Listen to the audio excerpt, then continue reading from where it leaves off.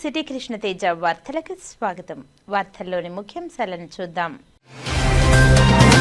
ఏడాది కూటమి పాలనపై ఎక్కడికైనా చర్చకు సిద్ధం.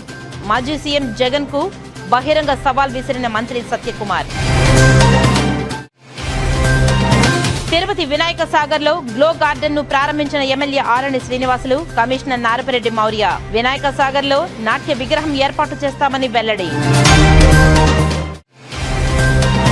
సోమవారం నుంచి ప్రారంభం కానున్న ఊరందూరు నీలకంఠేశ్వర స్వామి వారి వార్షిక బ్రహ్మోత్సవాలు. శ్రీకాళహస్తి దేవస్థానం ఆధ్వర్యంలో బ్రహ్మోత్సవాలకు విస్తృత ఏర్పాట్లు. తిరుమల శ్రీవారిని దర్శించుకున్న పలువురు ప్రముఖులు. దర్శన ఏర్పాట్లను చేసిన టీటీడీ అధికారులు. ఇక వార్తల్లోని వివరాలను చూద్దాం. ఏడాది కూటమి పాలనపై ఎక్కడికైనా చర్చకు సిద్ధమని జగన్మోహన్ రెడ్డికి బహిరంగంగా సవాల్ విసిరారు మంత్రి సత్యకుమార్ యాదవ్. జగన్ సొంత ఛానల్ పేపర్కైనా వస్తాను, సవాల్ స్వీకరిస్తాడా అని ప్రశ్నించారు. త్వరలో జరిగే అసెంబ్లీ సమావేశాలకు వచ్చి ప్రజా సమస్యలపై వైఎస్ జగన్ చర్చించగలడా అని నిలదీశారు. లిక్కర్ కుంభకోణంలో అసలు సూత్రధారి జగన్ త్వరలోనే అరెస్టు కానున్నారని జోసెఫ్ చెప్పారు. కోట్ల డబ్బులు లెక్కేస్తూ వీడియోలు బయటపడితే ఏ తప్పు చేయలేదని నాటకాలు ఆడుతున్నారని విమర్శించారు. చెవిరెడ్డి, భాస్కర్ రెడ్డి, మిథున్ రెడ్డిలకు ఉత్తమ నటుడు అవార్డులు ఇవ్వాలని, జగన్ నోరు తెరిస్తే అన్ని అబద్దాలేనని అన్నారు. పోలీసులు హీనంగా మాట్లాడడం కరెక్ట్ కాదని, జన ఔషధి కేంద్రాలపై దుష్ప్రచారం చేస్తున్నారని విమర్శించారు. ఏపీ అభివృద్ధికి 90,000 కోట్లు కేంద్ర ప్రభుత్వం మంజూరు చేసిందని తెలియజేశారు.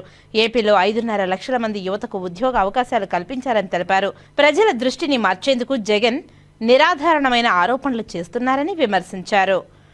ఏంటి అనేది చెప్పగలిగి ఉండాలి. ఊరికే జనరల్ కామెంట్ చేయడం, బురద చల్లడం, పారిపోవడం అనేది ఒక నికార్సైన రాజకీయ నాటి లక్షణం కాదు. సంవత్సర కాలంలో ఇచ్చిన హామీని ఒక్కటి చెప్పమనండి. ఆయన 2,000 నుంచి 3,000 చేస్తాను పెన్షన్ అన్నాడు. మీరు దానికి ఎన్ని సంవత్సరాలు తీసుకున్నారో ఒకసారి సమాధానం చెప్పండి. అదే కూటమి ప్రభుత్వం 3 నుంచి 4,000 చేస్తామని చెప్పింది. మొదటి నెలలోనే ఇచ్చిందా లేదా? పాత బకాయిలు కూడా చెల్లించి ఇచ్చిందా లేదా? దానికి సమాధానం చెప్పండి. రెండోది, మీరు రైతు భరోసా పెట్టి 12,000 నేను ఇస్తా అన్నారు. తను సొంతంగా ఇస్తానని పదే చెప్పారు. తర్వాత మడమ తిప్పి లేదు కేంద్రంతో కలిపి నేను ఇస్తాను, 2 కలిపి 13,500, 1,500 ఎక్కువ ఇచ్చానని ఒక వితండవాదం చేశారు. అదే ఇక్కడ ప్రభుత్వం కేంద్రం రాష్ట్రం కలిపి 20,000 ఇస్తామని చాలా స్పష్టంగా చెప్పింది. ఒకవేళ ఎవరికైనా ఏదైనా అనుమానాలు ఉంటే గతంలో చూడొచ్చు వెళ్ళి. ఇది డబుల్ ఇంజన్ సర్కారు కాబట్టి కేంద్రం నుంచి 6,000, రాష్ట్రం నుంచి 14,000 కలిపి 20,000 ఇస్తామని చెప్పడం జరిగింది. దానికి అనుగుణంగా ఇస్తున్నాం. అది ఆయనకి మనస్కరించట్లేదు. ప్రతి సంవత్సరం 1వ తేదీ జాబ్ క్యాలెండర్ ప్రకటిస్తా, ఉద్యోగాలు ఇస్తా అన్నాడు.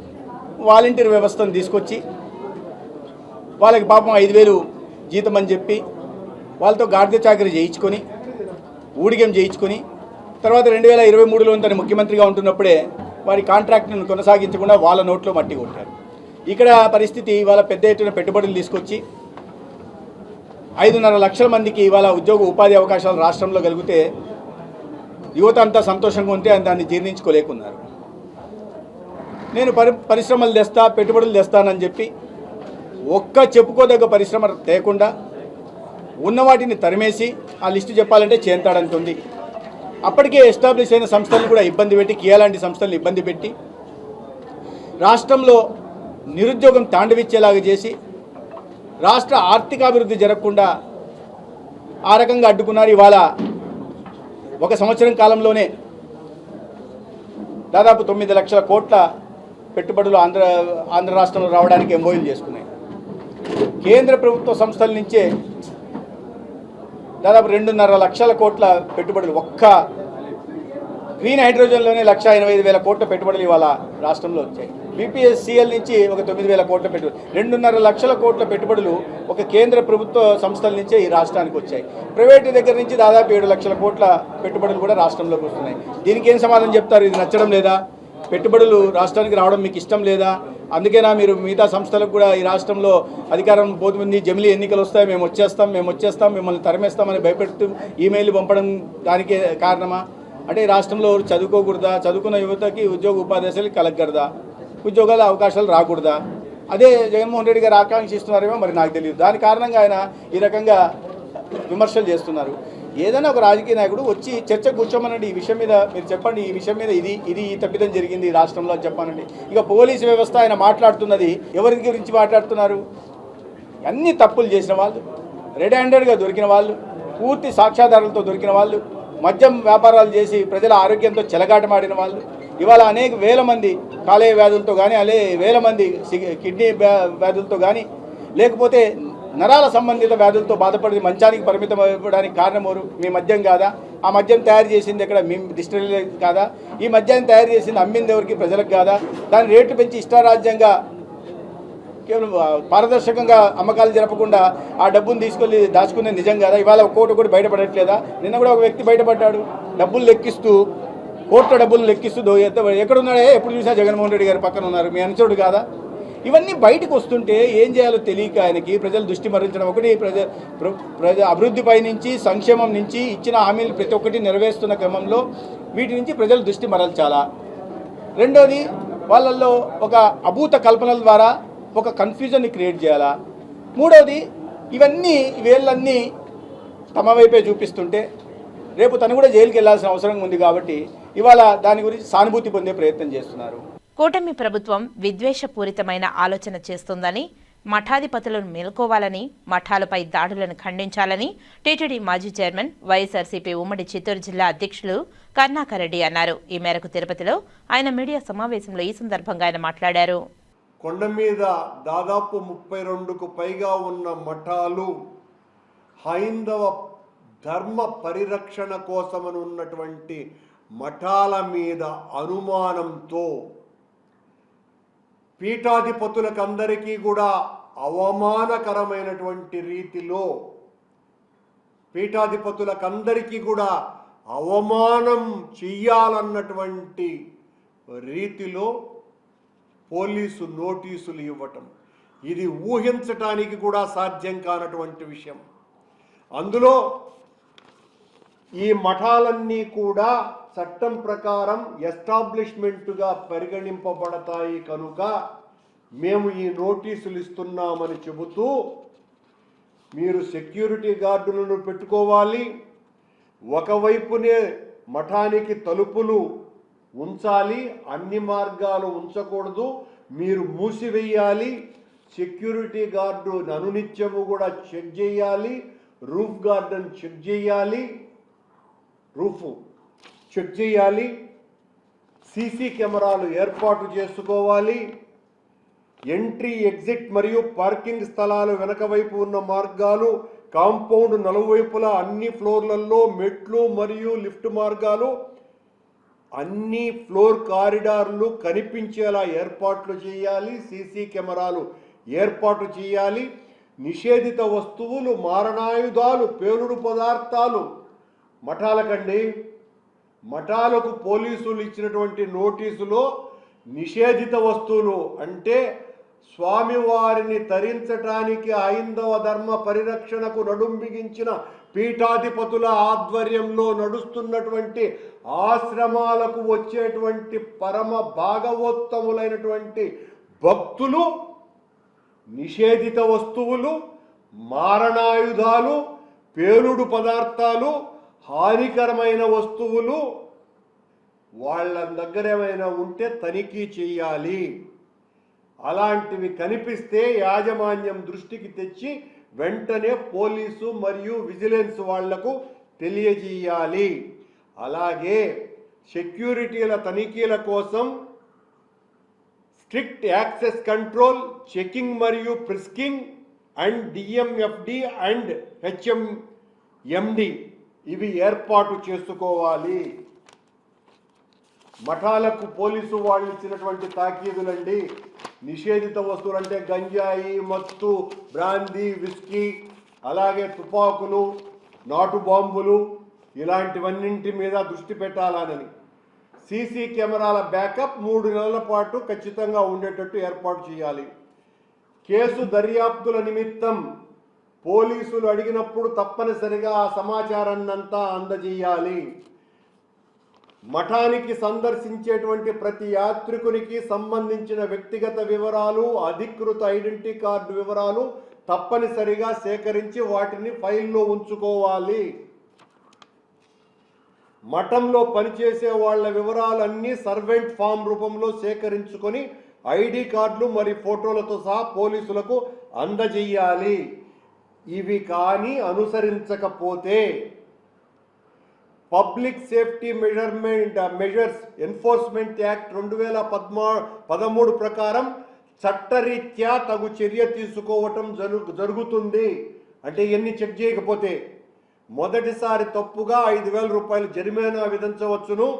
ఇంకా పాటించకపోతే ఆ సంస్థను అంటే ఆ మఠాన్ని డిఎస్పి మూసివేయవచ్చును.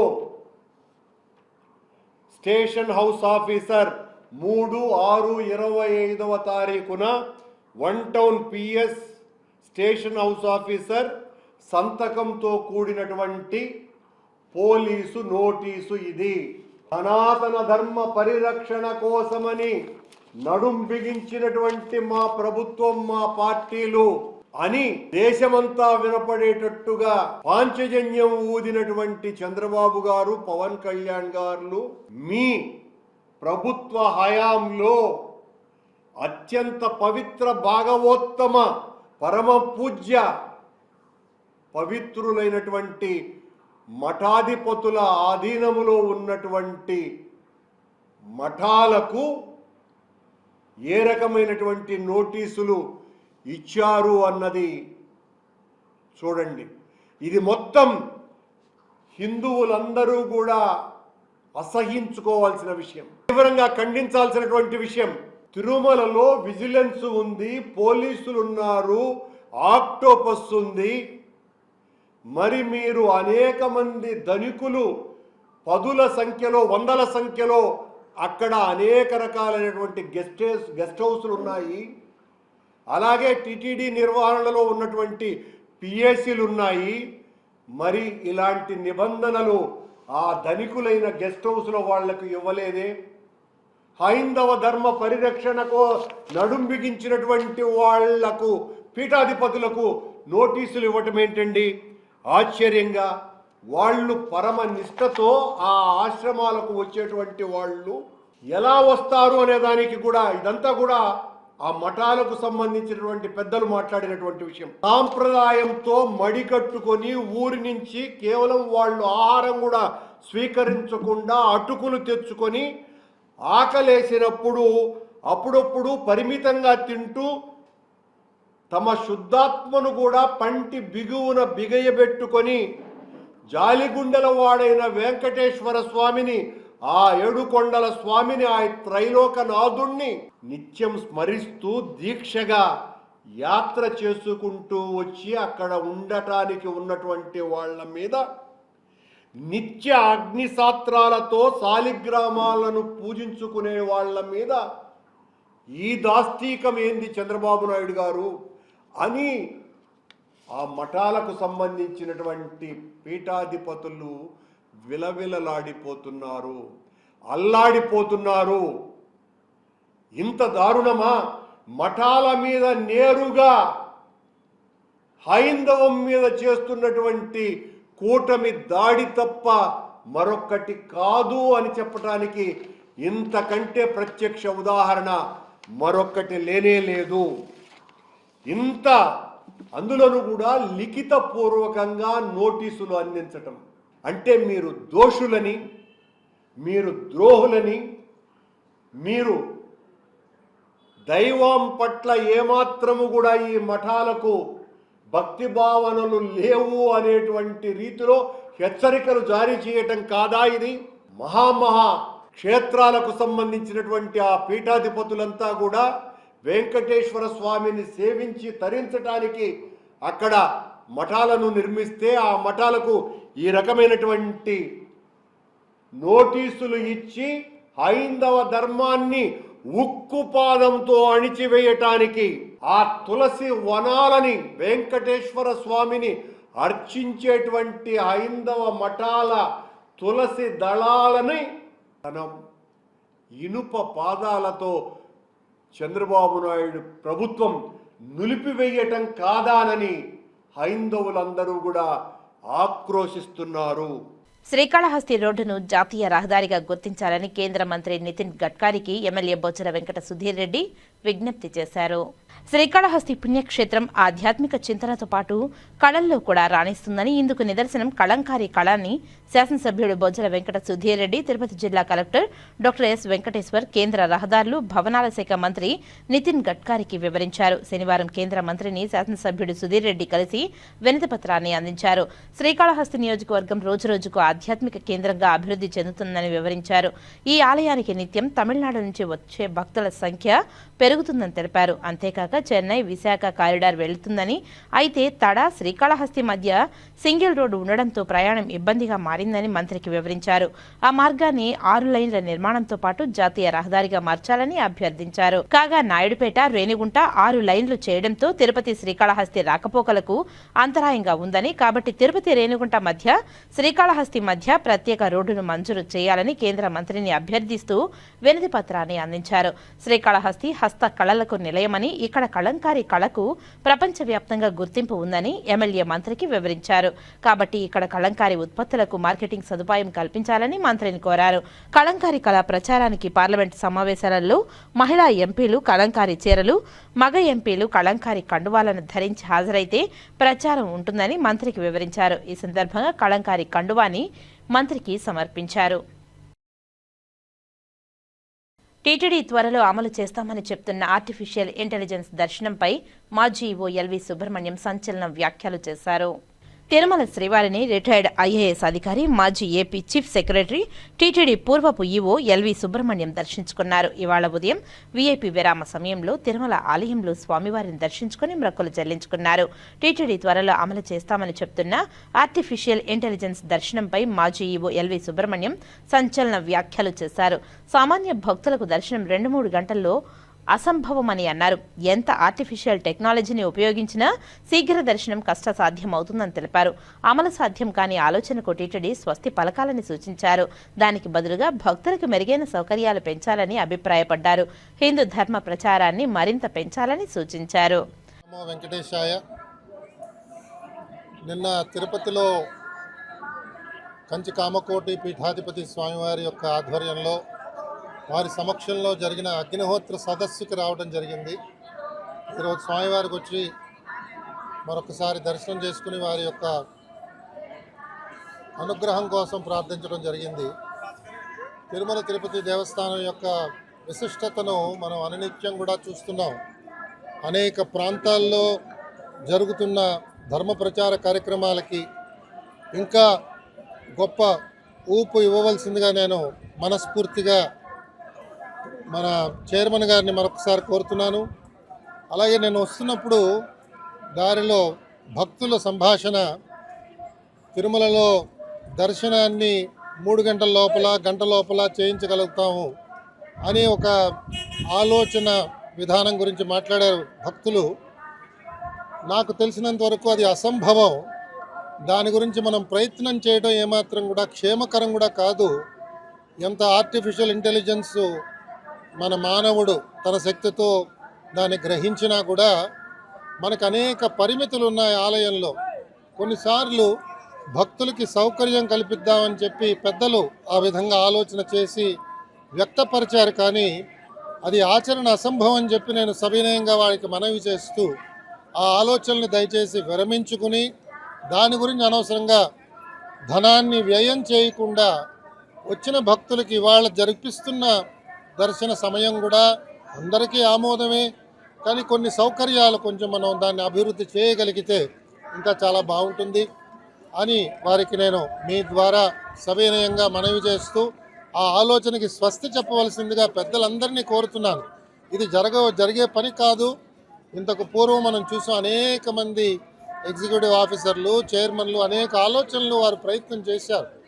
కాబట్టి ఇవాళ ఇది కొత్తగా చేయడానికి లేదు, ఆలయాన్ని మనం ముట్టుకోవడానికి లేదు. కాబట్టి దయచేసి దాన్ని విరమించవలసిందిగా నేను అందరినీ మరొకసారి కోరుతూ మీ ద్వారా సెలవు తీసుకుంటున్నాను. ఓం నమో వెంకటేశాయ. వినాయక సాగర్లో స్మార్ట్ సిటీ మిషన్ కింద ఏర్పాటు చేసిన గ్లో గార్డెన్ను తిరుపతి ఎమ్మెల్యే ఆరణి శ్రీనివాసులు, తిరుపతి నగరపాలక సంస్థ కమిషనర్ ఎన్ మౌర్యాలు శనివారం రాత్రి ప్రారంభించారు. 1,25,00,000 రూపాయలతో నిర్మించిన గ్లో గార్డెన్ లైటింగ్ థీమ్తో చెట్ల ఆకృతులు, పెంపుడు జంతువుల ఆకృతులతో పాటు పిల్లలను ఆకట్టుకునే ఇతర విద్యుత్ ఆకృతులు ఉన్నాయి.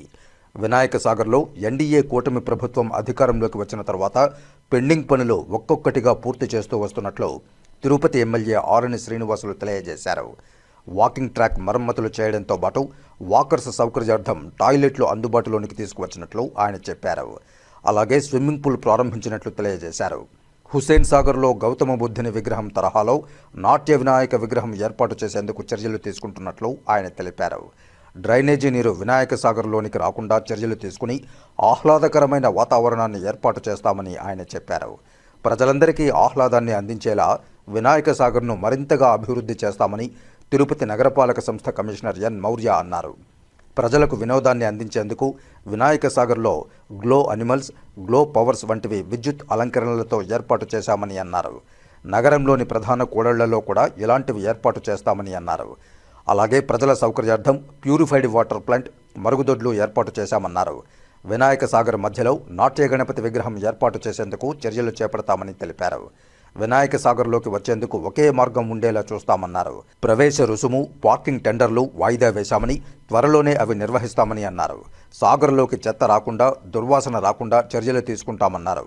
ప్రజలకు ఆహ్లాదాన్ని అందించేలా అన్ని ఏర్పాట్లు చేస్తున్నామని అన్నారు. ఈ కార్యక్రమంలో AP beautification and greenery board chairperson Sugunamma, రాష్ట్ర యాదవ కార్పొరేషన్ చైర్మన్ నరసింహ యాదవ్, రాష్ట్ర హస్తకళల corporation director doctor Hariprasad, deputy మేయర్లు ముద్ర నారాయణ, ఆర్సీ మునికృష్ణ, కార్పొరేటర్లు Radha Reddy, Anil Kumar, Narasimhachari, Narendra, Anna Anitha, smart city GM Chandramouli, superintendent engineer Shyam Sundar, EE Ravi, municipal engineer Tulasi Kumar, DE Venkataprasad, glow garden contractor తదితరులు పాల్గొన్నారు. వెంకటేశాయ. వినాయక్ సాగర్ లో ఒక్కొక్క ప్రజలకు ఉపయోగపడే కార్యక్రమాలని ఏర్పాటు చేయడం జరుగుతోంది. మొట్టమొదటిగా వాకింగ్ ట్రాక్. చాలామంది ఇప్పటికే దాదాపు తిరుపతి పట్టణ ప్రజలు, యువకులు, మహిళలు దాదాపు 1000 మంది పైన వాకింగ్ ట్రాక్ చేసే అవకాశాలు ఎక్కువగా ఉంది. అంతేకాకుండా ఈ వినాయక్ సాగర్లో వాకింగ్ ట్రాక్ మరమ్మతులు కూడా చేయడం జరిగింది. ఈ మధ్యలో స్విమ్మింగ్ పూల్ కూడా ప్రారంభించడం జరిగింది. ఇప్పుడు గ్లో గార్డెన్ దాదాపు 1,20,00,000 రూపాయలతో ఈ గ్లో గార్డెన్ కూడా ఒక ఆహ్లాదకరమైన వాతావరణానికి ఈ వినాయక్ సాగర్లో గ్లో గార్డెన్ ప్రారంభించడం, ప్రతి కుటుంబంలో పిల్లలు, పేరెంట్స్, ఫ్రెండ్స్ అందరూ కూడా వచ్చి 1, 2 సార్లు 3 సార్లు ఆహ్లాదకరమైన ఈ గ్లో గార్డెన్ని చూసే, ప్రదర్శించే, ఆనందించే సమయం కూడా ఇక్కడ స్పెండ్ చేసే అవకాశాలు ఎక్కువగా ఉన్నాయి. ఇంకా చేయాల్సింది ఈ వినాయక సాగర్లో కూడా చాలా ఉన్నాయి. అవన్నీ కూడా ఒకటి తర్వాత ఒకటి చేస్తున్నాం. ఆర్ఓ వాటర్ ప్లాంట్ కూడా పెట్టడం జరిగింది. స్విమ్మింగ్ పూల్ కూడా ఓపెన్ చేస్తాం. అది కూడా వాడుకలోకి తీసుకురావడం జరుగుతుంది. ఈ వినాయక సాగర్లో ఇంకా చాలామంది ప్రజలు కోరుకుంటున్నారు. నాట్య వినాయకుడిని హుస్సేన్ సాగర్ తరహాలో, బుద్ధ విగ్రహం తరహాలో వినాయకుడి బొమ్మను చేయాలనేసి కూడా ప్రజల కోరిక ఉంది. దాన్ని కూడా కమిషనర్ గారితో, కలెక్టర్ గారితో మాట్లాడడం జరిగింది. వీలైనంత తొందరలో దాన్ని కూడా ఈ చెరువు నడిబొడ్డులో వినాయక సాగర్లో నాట్య వినాయక విగ్రహాన్ని కూడా ఏర్పాటు చేయడానికి ఆలోచిస్తున్నాము. ఖచ్చితంగా దాన్ని కూడా చేయాలనేసి కూడా ఆలోచన ఉంది. ముఖ్యంగా ఈ వినాయక సాగర్లోని వాటర్ని క్లీనింగ్, ఈ ప్యూరిఫైడ్ చేసేదానికి వాటర్ మిషనరీ ఇవన్నిటిని కూడా పెట్టి ప్రజలకు ఎటువంటి ఇబ్బందులు లేకుండా ఒక ఆహ్లాదకరమైన వాతావరణంలో తిరుపతి పట్టణంలో వినాయక సాగర్ని అన్ని హంగులతో కూడా తీర్చిదిద్దుతామనేసి కూడా ఈ సందర్భంగా తెలియజేస్తున్నాం. గ్లో గార్డెన్ ఇనాగ్రేట్ చేయడం జరిగింది. ఇది 1,25,00,000తో ఈ గ్లో అనిమల్స్, ఈ గ్లో ఏవైతే ఎల్ఈడి లైట్స్తో గ్లో అనిమల్స్, గ్లో ఫ్లవర్స్ ఉన్నాయో వాటిని పెట్టి పిల్లలకి, ఎస్పెషల్లీ ఫ్యామిలీస్తో కూడా వచ్చి పిల్లల్ని తీసుకొని వచ్చి ఇక్కడ ఫ్యామిలీ స్పెండ్ చేసే విధంగా పెట్టాము. ఇలాగే గ్లో అనిమల్స్ ఇవి కూడా మనకి ఏదైతే ఇంపార్టెంట్ సర్కిల్స్ ఉన్నాయో ఆ సర్కిల్స్లో కూడా ఫ్లవర్స్ అనిమల్స్ కూడా పెట్టడం జరుగుతుంది. అండ్ వినాయక సాగర్లో ఎమ్మెల్యే గారు చెప్పినట్టు స్విమ్మింగ్ పూల్ ఇనాగ్రేట్ చేసాము, ఆర్ఓ ప్లాంట్, అలాగే టాయిలెట్స్ కూడా. సో అవి కూడా ఈ మధ్య స్టార్ట్ చేయడం జరిగింది. ఇవే కాకోకుండా ఇప్పుడు వినాయక సాగర్లో ఏవైతే 2 పాండ్స్ ఉన్నాయో ఎమ్మెల్యే గారు చెప్పినట్టు ఈ వినాయకుడిని అది కూడా పెట్టడం జరుగుతుంది. అలాగే ఇక్కడ ఏదైతే వేస్ట్ వాటర్ వస్తుందో అది కూడా ఒకసారి స్టడీ చేసేసి మొత్తం ట్రీట్మెంట్ ప్లాంట్కి వెళ్ళి ఇక్కడ వేస్ట్ వాటర్ రాకోకుండా ఈ స్మెల్ ఇదైతే వేస్టేజ్ వచ్చేది కూడా స్టాప్ చేయడం జరుగుతుంది. యాక్చువల్లీ ఇది ఇంకా ఆలోచించలేదు. ఫస్ట్ ఎవరికైనా ఆప్షన్ అనుకుందాము, లేదా పిల్లలకి అంటే ముందర టికెట్ పెట్టేసి ఇక్కడ టికెట్ పెట్టుకోకుండా ఫ్రీగా అయినా పెట్టడం జరుగుతుంది. అది ఆప్షన్కి పెట్టాము. ఆప్షన్ కొంచెం పోస్ట్పోన్ చేయడం జరిగింది. కొన్ని కండిషన్స్ పార్కింగ్ అవన్నీ పెట్టాలి. సో అది పెట్టేటప్పుడు దీన్ని కూడా డిసైడ్ చేసి పెడతాము. అవి క్లోజ్ చేస్తాము. ఎందుకంటే ఒకటి ఈ 4లో బ్యాక్ సైడ్ ఉన్న దారి ఆల్రెడీ క్లోజ్ చేశారు. ముందర కూడా స్విమ్మింగ్ పూల్ ఇవన్నీ ఉంటాయి కాబట్టి దానికి ఈ రోజే మేము అసెస్ కూడా చేసేసి దాన్ని సపరేట్గా ఎంట్రీస్ వాటికి పెట్టడమా లేదా ఎంట్రీ దీనికే సపరేట్గా పెట్టడం, దానికోసమని పోస్ట్పోన్ కూడా చేయడం జరిగింది. సో ఇవన్నీ కూడా ఒక 1 వీక్లో డిసైడ్ చేసి ఆ ఆప్షన్ కూడా కంప్లీట్ చేస్తాం. ఇప్పుడు కాసేపు ప్రకటనలు. చదలవాడ దంత వైద్య కళాశాల మరియు సూపర్ స్పెషాలిటీ ఆసుపత్రిలో అత్యాధునిక దంత వైద్య సేవలు అందుబాటులోనికి తెచ్చారు. అన్ని దంత సమస్యలకు ఒకే చోట పరిష్కారం. అన్ని రకాల వైద్య సేవలు అందుబాటులో ఉన్న ప్రాంగణం చదలవాడ దంత వైద్యశాల. అనుభవజ్ఞులైన వైద్యులచే అందమైన చిరునవ్వు కోసం ఆధునిక దంత వైద్యం. పిప్పి పళ్లకు, రూట్ కెనాల్, చిగురువాపు వ్యాధులకు అత్యాధునిక చికిత్స. ఎత్తుపళ్ళు, వంకర పళ్ళు, రంగుమారిన పళ్లకు ప్రత్యేకమైన వైద్య బృందంచే చికిత్స. అంతేకాకుండా చదలవాడ విద్యా సంస్థల్లో రాయలసీమలోనే ఆర్కిటెక్చర్ కోసం మొట్టమొదటి private college Chadalavada Aruna school of architecture. అత్యుత్తమ ఇన్ఫ్రాస్ట్రక్చర్ కలిగి సమర్థవంతమైన టీచింగ్ స్టాఫ్తో విద్యార్థులకు ప్రాక్టికల్స్తో కూడిన విద్యాబోధన చదలవాడ అరుణ స్కూల్ ఆఫ్ ఆర్కిటెక్చర్లో. సంప్రదించండి. చదలవాడ కృష్ణతేజ దంత వైద్య కళాశాల, రేణుగుంట రోడ్, తిరుపతి. తిరిగి వార్తల్లోకి స్వాగతం. తిరుపతి జాతీయ సంస్కృత విశ్వవిద్యాలయం, ఉత్కలపీఠం సంయుక్తంగా ఆదివారం నుంచి 3 రోజుల పాటు ప్రస్థానత్రయంలో భాషోత్సవం పేరుతో జాతీయ సదస్సు నిర్వహించనున్నట్లు వీసీ జిఎస్ఆర్ కృష్ణమూర్తి తెలియజేశారు. వైస్ ఛాన్సలర్ జిఎస్ఆర్ కృష్ణమూర్తి శనివారం మీడియాతో మాట్లాడుతూ సంస్కృత వర్సిటీలో ఎన్ఐపి 2020 విధానాన్ని అమలు చేస్తూ పలు నూతన కోర్సులను ప్రవేశపెట్టామన్నారు. డిగ్రీ ఆనర్స్తో పాటు రీసెర్చ్ ఓరియంటెడ్ ఇంటిగ్రేటెడ్ పీజీ కోర్సులు నిర్వహిస్తున్నట్లు చెప్పారు. యూజీ, పీజీ కోర్సుల్లో 10ల సంఖ్యలో మిగిలి ఉన్న సీట్లకు ఈ నెల 14 వరకు డే స్కాలర్లకు స్పాట్ అడ్మిషన్లు కల్పించనున్నట్లు తెలియజేశారు. ఈ ఏడాది నుంచి యూజీ, పీజీలో ఇండియన్ నాలెడ్జ్ సిస్టమ్ ఐకేఎస్ కోర్సును ప్రవేశపెట్టినట్లు తెలిపారు. వర్సిటీలో నిర్మించిన శ్రీ స్వామినారాయణ సంప్రదాయ అక్షర పురుషోత్తమ మందిరాన్ని ఆదివారం ఆవిష్కరించనున్నట్లు తెలిపారు. జాతీయ సదస్సుకు వీసీలు, ఒడిశా గవర్నర్, ఉత్తరాఖండ్ సీఎం హాజరవుతారని చెప్పారు. అలాగే స్వామినారాయణ సంప్రదాయ సంస్థలతో విశ్వవిద్యాలయం పరస్పర అవగాహన ఒప్పందం చేసుకుని అమెరికా, ఇంగ్లాండ్, అబుదాబి, నేపాల్లో ఉన్న సంస్థలతో కలిసి విశేష పరిశోధనలు జరపనున్నట్లు వెల్లడించారు. ఈ సమావేశంలో registrar Venkatanarayana, Utkalapeetham director Gnanaranjan Panda, PRO professor Ramesh Babu, APRO professor Kanapala Kumar తదితరులు పాల్గొన్నారు. నీలకంఠేశ్వరుని వార్షిక బ్రహ్మోత్సవాలు వైభవంగా నిర్వహించేందుకు శ్రీకాళహస్తీశ్వర దేవస్థానం ఆధ్వర్యంలో విస్తృత ఏర్పాట్లు చేశారు.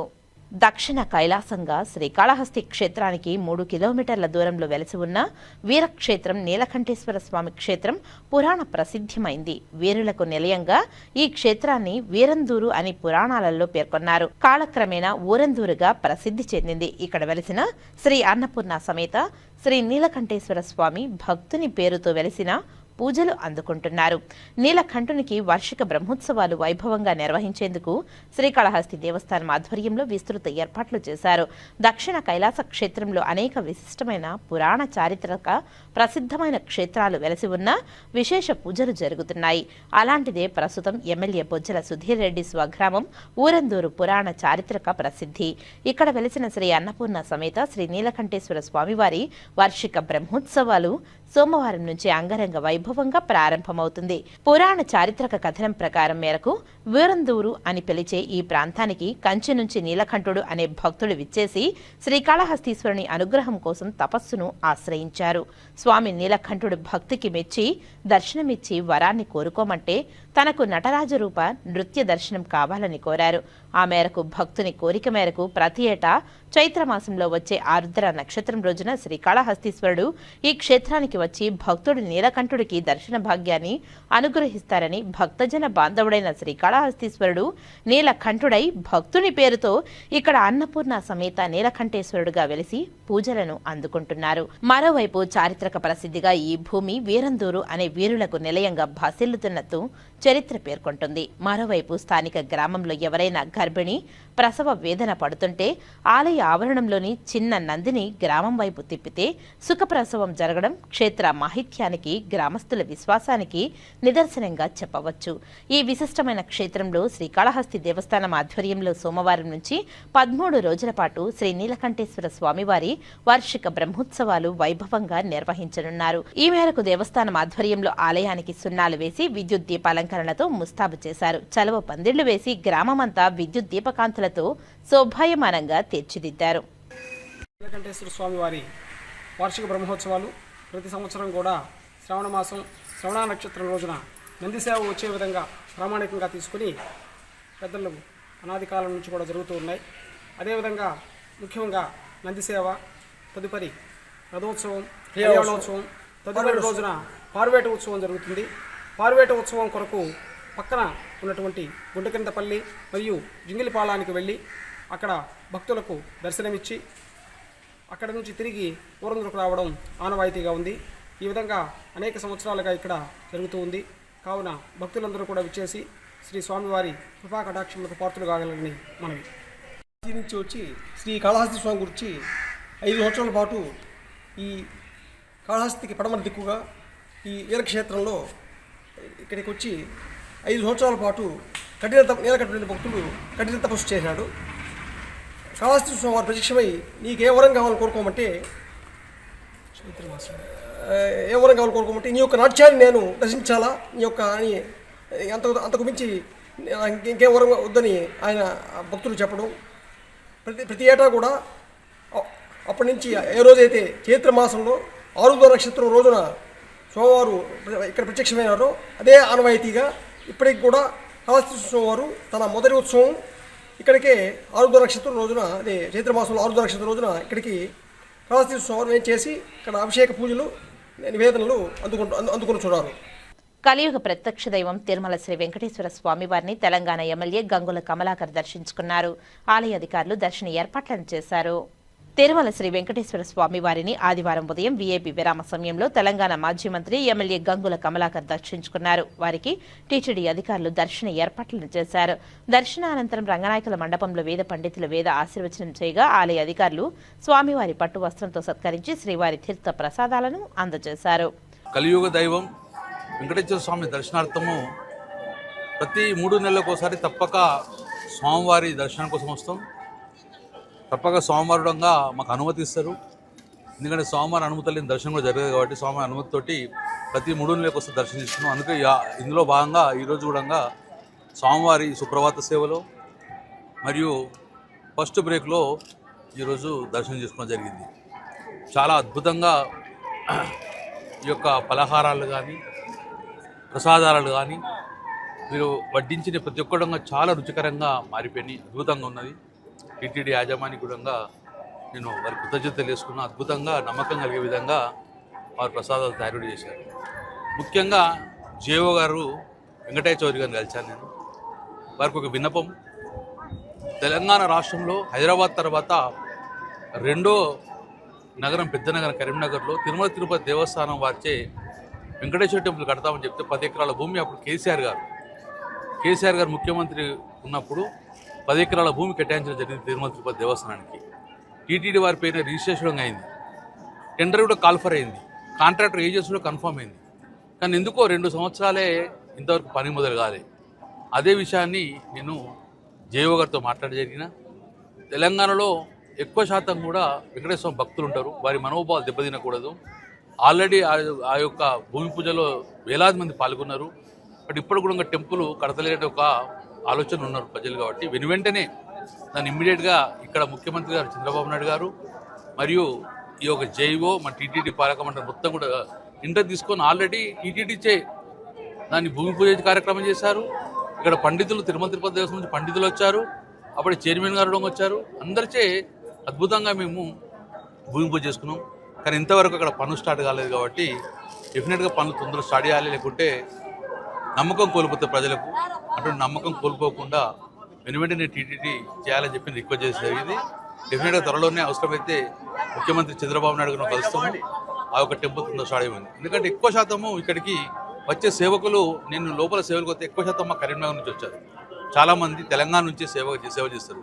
ఎందుకంటే కలియుగ వెంకటేశ్వర స్వామి అంటే తెలంగాణకు ప్రజలకు చాలా భక్తి ఎక్కువ కాబట్టి అందుకే చాలామంది కూడా మాకు వాళ్ళ లోపల కలిసిన వాళ్ళందరూ కూడా తెలంగాణ ప్రాంతం ముఖ్యంగా కరీంనగర్ వాసులు కాబట్టి ఆ టెంపుల్ ఎంతో ఉపయోగపడుతుంది కాబట్టి భక్తులకు మీరు ఆ టెంపుల్ ఒకసారి కట్టాలని చెప్పి రిక్వెస్ట్ చేసింది. కట్టిస్తారని చెప్పిన ఆశాభావం వ్యక్తం చేసింది. Thank you. ఉమ్మడి చిత్తూరు జిల్లా sub junior senior ball badminton జిల్లా జట్టును ఎంపిక చేశారు. శ్రీకాళహస్తి బాల్ బ్యాడ్మింటన్ అసోసియేషన్ ఆధ్వర్యంలో ఉమ్మడి చిత్తూరు జిల్లా sub junior senior ball badminton జిల్లా జట్టును ఎంపిక చేశారు. క్రీడాకారులు స్పోర్టివ్ స్పిరిట్తో ముందుకు సాగుతూ జీవితంలో ఉన్నత శిఖరాలు అందుకోవాలనే లక్ష్యంగా ముందుకు సాగాలని వక్తలు పిలుపునిచ్చారు. శ్రీకాళహస్తి మహిళా డిగ్రీ కళాశాల ఆవరణంలో జిల్లా బాల్ బ్యాడ్మింటన్ అసోసియేషన్ ఆధ్వర్యంలో జిల్లా స్థాయి జట్టు ఎంపిక చేశారు. Sub juniors senior ball badminton జట్టు ఎంపిక కోసం క్రీడాకారుల మధ్య పోటీలు నిర్వహించి ఉత్తమ ప్రతిభ కనపరిచిన క్రీడాకారులను జిల్లా స్థాయికి ఎంపిక చేశారు. వీరు జిల్లా స్థాయి, రాష్ట్ర స్థాయి పోటీలలో పాల్గొంటారు. ఈ సందర్భంగా ఏర్పాటు చేసిన సమావేశంలో శ్రీకాళహస్తి 2 టౌన్ సీఐ నాగార్జున రెడ్డి మాట్లాడుతూ క్రీడాకారులు ఎల్లవేళలా ఉత్సాహంగా స్పోర్ట్స్ స్పిరిట్తో ముందుకు సాగాలని సూచించారు. స్థానిక స్వచ్ఛంద సంస్థల అధ్యక్షురాలు కోలా విశాలాక్షి మాట్లాడుతూ క్రమశిక్షణతో ఉన్నతంగా ఎదగడానికి ఎప్పుడూ ఆత్మస్థైర్యంతో ముందుకు సాగాలని కోరారు. ఈ కార్యక్రమంలో బాల్ బ్యాడ్మింటన్ జిల్లా అధ్యక్షులు వెంకటస్వామి, కార్యదర్శి బాలాజీ, ఎంజీఎం సంస్థ డైరెక్టర్ మయూర్, జనసేన నాయకులు కొట్టే సాయి తదితరులు పాల్గొన్నారు. ఈరోజు ఉమ్మడి చిత్తూరు జిల్లా బాల్ బ్యాడ్మింటన్ బాలులు బాలికలు అందరూ కూడా స్పోర్టివ్గా ఆడి తమ యొక్క ప్రతిభను చాటి మన రాష్ట్రానికి మరియు దేశానికి గర్వకారణంగా అయి స్పోర్టివ్ స్పిరిట్తో ఆడి తమ యొక్క నైపుణ్యాలను మెరుగుపరుచుకుంటూ శారీరక దారుఢ్యంతో పాటు చదువు కూడా అదే విధంగా ఉండాలి. కాబట్టి ప్రతి ఒక్కరూ కూడా ఇటువంటి వేదికను ఏర్పాటు చేసినటువంటి పెద్దలందరికీ కూడా నా హృదయపూర్వక నమస్కారం తెలియజేస్తూ భావిభారత పౌరులుగా దేశానికి ఎంతో పేరు ప్రఖ్యాతులు తీసుకొస్తాను మనస్ఫూర్తిగా కోరుకుంటూ. ఓటు ఆడడానికి కదా వచ్చింది, ఎవరిలో చూసలేదే గట్టిగా చెప్పండి. రెస్పెక్టెడ్ గెస్ట్ విశాలి కోలా గారు, అలాగే సిఈ నాగార్జున రెడ్డి గారు, అలాగే రాయర్ వెంకటస్వామి గారు, అలాగే స్టేట్ సెక్రటరీ బాలాజీ గారు, అలాగే వేదికలు అందించిన పెద్దలందరూ, అలాగే ఇక్కడ స్పోర్ట్స్ ఆడడానికి వచ్చిన అందరికీ నమస్కారాలు తెలియజేసుకుంటూ. Sport always fascinates me. It's like A life learning lesson to show you how to tackle the situation in front of you and 10 steps ahead in multiple ways. Same way, this sport, ball badminton sport, also teaches you the perception of the opponent or the other player. మన ఊర్లో ఉండడం చాలా హర్షించదగ్గ విషయం. ఇంతటి ప్రోత్సాహం అందిస్తున్న వెంకటస్వామి గారికి అందరి తరఫున ధన్యవాదాలు. అందరూ క్లాప్స్ చేయండి. అలాగే మయూర్ గారు చెప్పినట్టు మీరందరూ ఇంకా ఉత్సాహంగా ఉండాలి. అందరూ ఇప్పుడే నిరసించిపోయారు కాబట్టి అందరూ ఉత్సాహంగా ఒకసారి నవ్వి మనం మొదలు పెడదాం. ఓకే, అందరికీ శుభాకాంక్షలు. అందరూ బాగా ఆడి మన రాష్ట్ర స్థాయిలో, మన దేశ స్థాయిలో మంచి పేరు తీసుకురావాలి. మీ తల్లిదండ్రులకి, మీ కళాశాలకి మంచి పేరు తీసుకురావాలి. అందరూ ఆరోగ్యంగా ఉండాలి. ఆరోగ్యంగా ఉండి మీ మానసికంగా, శారీరకంగా మంచిగా ఉండి ఈ దేశానికి అందరూ దోహదం చేయాలని కోరుకుంటున్నాను. Thank you. Tirupati Ramakrishna Mission ఆశ్రమ 10వ వార్షికోత్సవ వేడుకలు ఆదివారం ఘనంగా ప్రారంభమయ్యాయి. తిరుపతి ఆశ్రమ కార్యదర్శి సుకృతానంద, నెల్లూరు ఆశ్రమ కార్యదర్శి హృదయానందజీ తెలుగు భాష్యోద్యమ సమితి అధ్యక్షులు గంగవరం శ్రీదేవి జ్యోతి ప్రజ్వలన చేసి సభను ప్రారంభించారు. తర్వాత స్వామీజీలు వేదమంత్ర పఠనం చేశారు. స్వామి సుకృతానంద మాట్లాడుతూ అందరికీ ఆధ్యాత్మిక జ్ఞానాన్ని ఇవ్వడానికి రామకృష్ణ మిషన్ స్థాపించబడిందని అన్నారు. తిరుపతి విభాగం 1995లో స్థాపించామని, ఇక్కడ సేవా కార్యక్రమాలు చేపట్టడానికి వెంకటేశ్వర స్వామి అవకాశం ఇచ్చారని అన్నారు.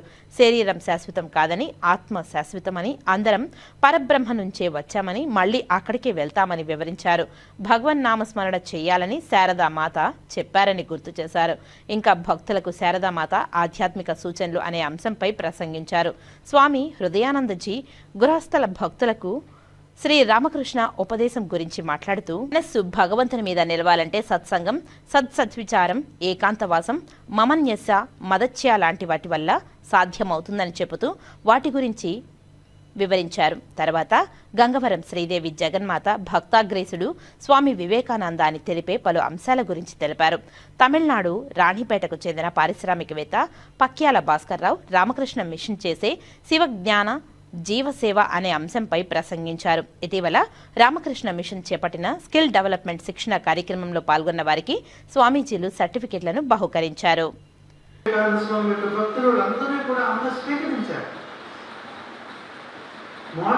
మోడర్నిజం ఉంది, దాన్ని మనం గుర్తు చేసుకుంటూ తర్వాత ఇప్పుడు ఇంతకుముందు రామకృష్ణ వారి యొక్క ఉపదేశాన్నే తను ఆచరించి ఆచరణాత్మకంగా మనకి ఉపదేశిస్తారు. ఇంకోటి ఏంటంటే జగన్మాత పరమ వైరాగ్య స్వరూపిణి. అంటే ఎలాగంటే ఇక్కడ మన జీవితంలో మనం చూసి ఉపదేశాలతోటి అంటే ఇక్కడ ఆ సంఘటన చెప్తే మనకి టైం ఉండదు. రామకృష్ణ వారికి ఎంత వైరాగ్యం ఉందో అదే వైరాగ్యం శారదామాతలో కూడా ఉంది. మీరు ఇన్సిడెంట్ మీరు చూడండి. మార్వాడి లక్ష్మీనారాయణ మార్వాడి 10,000 రూపాయలు ఇస్తానంటే ఇదంతా 1883-84లో నిరాకరించారు. నేను నా దగ్గర పెట్టుకుంటే మీ సేవ కదా ఉపయోగించాలి అంచేత ఇలా కాకుండా అన్నింటిలోనే అన్నమాట. అక్కడ చూడండి వస్త్రాన్ని ఏం చేశారు, రవి కూడా లేదు, ఒకే వస్త్రం, చెప్పులు లేవు, చెప్పులు ఎప్పుడు వేసుకోలేదు, జీవితంలో చెప్పులు వేసుకోలేదు సాధన, ఒకే వస్త్రం. అంటే లజ్జాపటావృత